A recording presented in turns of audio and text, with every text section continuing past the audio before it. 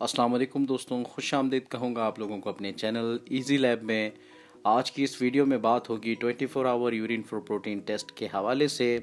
तो वीडियो में आगे बढ़ने से पहले आप दोस्तों से गुजारिश है कि चैनल को ज़रूर सब्सक्राइब करें और बेल के आइकन को जो है वो ज़रूर प्रेस करें ताकि हर न्यू आने वाली वीडियोज़ की नोटिफिकेशन आप लोगों को जो है बर वक्त मिलते रहें। 24 hour urine for protein test यानी 24 घंटे से जमा किया हुआ यूरिन का टेस्ट है जो ये बताता है कि यूरिन यानी पेशाब में कितना प्रोटीन जो है वो बह रहा है, जिससे बीमारी या दीगर मसाइल का पता लगाने में जो है डॉक्टर्स हज़रात को जो है वो मदद मिलती है। इस टेस्ट को करवाने के लिए यूरिन यानी पेशाब का नमूना 24 घंटे के अरसे में एक या एक से ज़ायद कंटेनर्स में जो है वो जमा किया जाता है। अडल्ट यानी बड़ों में आम पेशाब का प्रोटीन 24 घंटे की मुद्दत में 150 मिलीग्राम से कम होता है।